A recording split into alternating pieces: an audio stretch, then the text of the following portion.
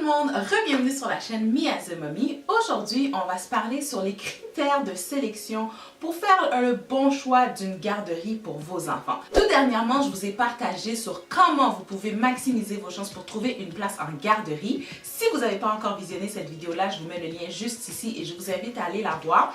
Et aujourd'hui, je vais vous partager mes critères de sélection qui sont selon moi des must afin de faire un bon choix de garderie. C'est sûr et certain que côté critères, il faut être quand même indulgent là, les parents, parce que si on met notre niveau de critères trop élevé et qu'on est vraiment trop sévère envers les garderies, vous risquez malheureusement de ne pas réussir à trouver une garderie à temps pour votre retour au boulot ou pour les raisons que vous en avez besoin. C'est selon moi une décision qui doit être pesée, qui doit être pensée à être posée avec les deux parents et surtout faire le tour de quelques critères de sélection qui va convenir à vos besoins en tant que famille, à vos besoins en tant que parents et qui vont vous permettre de faire le choix de la garderie comme on pourrait dire qui serait l'idéal et qui va convenir le mieux à vous et vos enfants. J'espère que c'est une vidéo qui vous intéresse et on commence ça à l'instant. Alors de mon côté, moi tout d'abord, il y a 3 critères primordiaux avant même que j'aille faire la visite de la garderie qui doivent être respectés.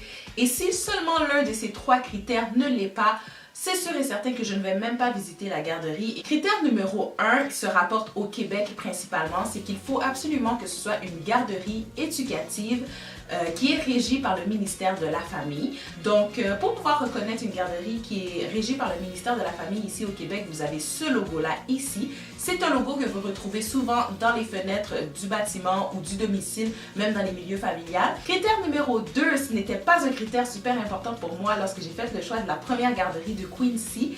Et je me suis vite rendu compte que c'était très important car c'est à cause de ce critère-là qu'on a dû changer malheureusement Quincy de garderie et c'est la distance de la maison. Prenez ça en considération parce que comme que je vous dis, par expérience personnelle, j'ai dû changer mon fils parce que le premier choix de la garderie qu'on avait fait, c'était un coup de cœur et on n'a pas tenu compte de la distance parce qu'on était juste trop emballé du choix. Finalement, avec la routine, le retour au travail, les heures de trafic, on s'est rendu compte que passer autant de temps sur la route le matin et le soir, ça venait beaucoup jouer sur les humeurs. Donc, on s'est dit qu'il faut que la garderie soit proche de la maison. Donc, si j'ai un conseil à vous partager, choisissez une garderie qui est proche de votre domicile ou du moins qui est proche de votre milieu de travail. Critère numéro 3 qui est un critère très important pour moi et il s'agit du premier contact avec la garderie et ce contact-là qu'il soit fait par courriel ou par téléphone. Lorsqu'on parle de courriel, si le courriel est trop basic, que ça ne répond pas nécessairement à mes questions, que je trouve que c'est broche à foin, que c'est trop lancé, que c'est froid,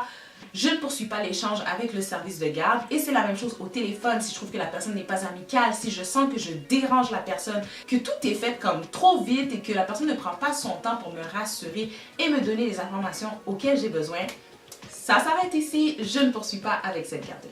Alors ça, comme que je vous dis, ce sont les 3 critères primordiaux qui doivent être respectés pour moi pour pouvoir aller enfin visiter la garderie. Voyons maintenant les critères en ce qui a trait lorsque je vais visiter la garderie ou lorsque je décide de poursuivre un peu l'échange avec la garderie. Alors un critère qui va être super facile à évaluer avant même que vous ayez mis les pieds dans la garderie, c'est le niveau de sécurité de celle-ci. Alors si vous êtes lors de la visite de la garderie, vous avez été capable de rentrer à la garderie comme dans un moulin, dites-vous que si votre enfant est à l'intérieur de cette garderie-là et que n'importe qui peut rentrer à l'intérieur, votre enfant n'est pas du tout en sécurité.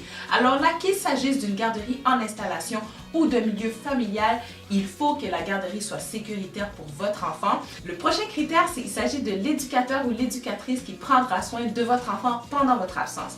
Lors du premier contact, vous n'allez pas nécessairement échanger avec la personne qui va prendre soin de votre enfant. Donc lorsque vous allez aller visiter la garderie, moi, je vous tiens à rencontrer la personne qui va prendre soin de mon enfant et il faut qu'on connecte d'une certaine façon. Donc, si cette personne-là n'est pas chaleureuse, si je vois que cette personne-là, le fait d'être dans une garderie, ça a l'air d'être une corvée, ça a l'air d'être épuisant, que ça a l'air d'être un fardeau pour elle, pour moi, ça vient me sonner des cloches et je ne suis pas certaine que je laisserai mon enfant dans une garderie comme ça avec cette personne-là. C'est sûr et certain, on a tous nos bonnes journées, nos mauvaises journées, donc ne soyez pas trop sévères sur ce point-là non plus. Regardez plus d'une manière générale, mais si ça clique pas et si vous avez trop de doutes, c'est peut-être parce que ce n'est pas la bonne personne pour votre enfant. Un autre point qui est super important, c'est la possession d'un permis, bien sûr. Ça, c'est un point que vous pouvez évaluer même avant d'aller visiter la garderie. C'est dans vos premiers échanges, que ce soit par courriel ou téléphone. Vous assurez que la garderie détient un permis. Et si c'est une garderie qui est en milieu familial, qu'il détient un permis à titre de milieu de garde. C'est super important ce côté-là. En lien avec le permis aussi, je m'assure toujours de poser les questions en ce qui a trait aux éducateurs, si ceux-ci sont certifiés et s'ils possèdent les connaissances et s'ils ont les cours à jour pour pouvoir administrer, comme par exemple les premiers soins à mon enfant ou aux enfants dans le cas où ils en auront besoin. Un autre point que j'aime bien évaluer et qui pèse un peu sur ma décision si je vais choisir une garderie plutôt qu'une autre, c'est l'organisation des services. Donc ça, c'est un gros thème qui englobe plusieurs choses. Donc on parle ici des horaires de fréquentation de la garderie, donc que ce soit les heures d'ouverture, les heures de fermeture.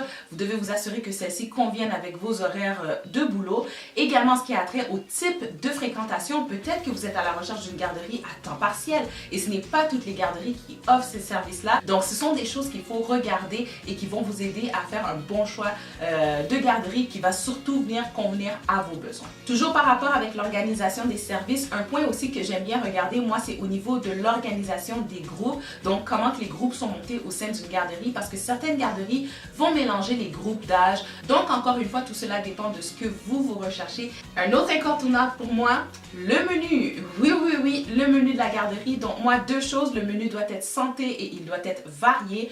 C'est sûr, je ne demande pas un 30 menus pour faire le mois, mais au moins que le menu varie durant la semaine par rapport aux collations, savoir combien de collations sont servies par jour pour que je puisse voir qu'est-ce qui est servi à mon enfant.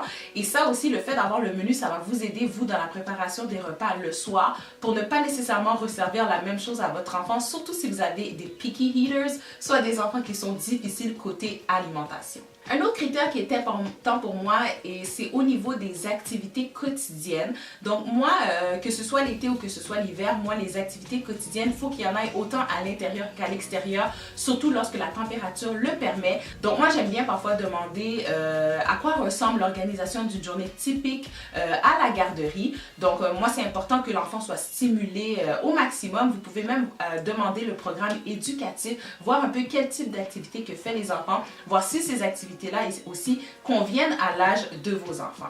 Du côté de l'aménagement, ça c'est un point qui est très facile à évaluer lors de votre visite à la garderie. Donc de regarder que les installations conviennent à des enfants. Le niveau de sécurité aussi, quand vous regardez vite fait, vous assurer est-ce que c'est un lieu qui est sécuritaire. On parle de ce côté-là aussi, du côté propreté, salubrité. C'est sûr, ça reste une garderie côté propreté, donc il ne faudrait pas non plus que ce soit nickel, parce que ce point-là aussi peut vous sonner des cloches. Une garderie qui est vraiment trop propre, ça peut amener à poser des questions, à savoir est-ce que le niveau de jeu est contrôlé, vraiment intense envers les enfants et que les enfants n'ont pas vraiment place à jouer comme ils veulent. Au niveau du matériel éducatif, ça moi c'est quelque chose qui est très important. Donc la personne qui va garder mon enfant, il faut qu'il y ait un programme éducatif avec mon enfant parce que c'est pas vrai que mon enfant va aller à la garderie pour se tourner les doigts. Donc moi j'aime bien recevoir le programme éducatif, voir qu'est-ce que mon enfant va apprendre au courant de la session, au courant des différents mois qui vont passer, savoir un peu qu'est-ce qu'ils vont apprendre à mon enfant et comment ils vont le stimuler. Donc ça, c'est toujours possible de demander d'avoir une copie du programme éducatif, dépendamment des garderies bien sûr, sinon que tout simplement la personne vous partage et vous s'échange au sujet de ce programme-là. Et également vous assurer que le programme convient à l'âge de votre enfant bien sûr. Moi, j'aime bien choisir une garderie qui a une cour extérieure parce que comme que vous savez, c'est important pour moi que les enfants prennent de l'air. Lorsque vous faites le choix de votre garderie aussi, vous pouvez regarder un peu dans le secteur s'il y a des parcs et par la suite poser la question aux responsables s'ils font des sorties, surtout avec les groupes qui sont un petit peu plus vieux, s'ils font des sorties au parc avec les enfants.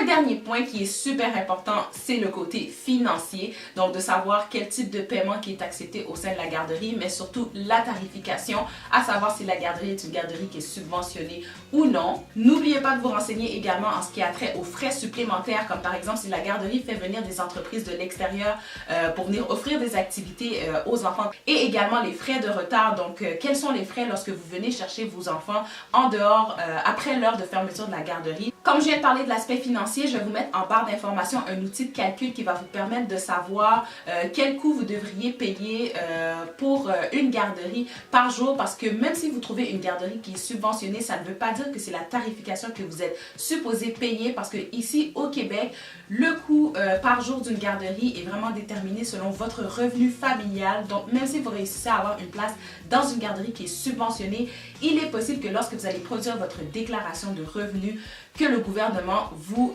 demande de payer une portion supplémentaire si votre revenu familial était un petit peu plus élevé. Alors voilà, ce sont les critères pour moi qui sont quand même assez importants dans le choix de la garderie où j'inscris mes enfants. Si jamais vous pensez à d'autres critères que vous jugez assez importants, qu'il faudrait tenir compte lorsqu'on fait le choix d'une garderie, mettez ça dans les commentaires, qu'on puisse partager ça avec un maximum de parents. Je pense qu'avec ces outils-là, vous êtes bien équipés pour pouvoir prendre une bonne décision et inscrire vos enfants dans une garderie pour votre retour au boulot. Malgré tout ça, le sujet de la garderie reste un sujet qui est vaste ici au Québec. Par contre, je vous mets un document en PDF en barre d'informations ici où est-ce que vous allez pouvoir retrouver un peu plus d'informations qui va venir compléter l'ensemble des vidéos que je vous ai faites sur la garderie. Si vous avez des questions, n'hésitez toujours pas à les poser dans les commentaires ou en privé parce que ça me fait super plaisir de vous revenir en aide, de vous épauler ou du moins de vous référer à des places où est-ce que vous allez pouvoir obtenir des réponses à vos questions.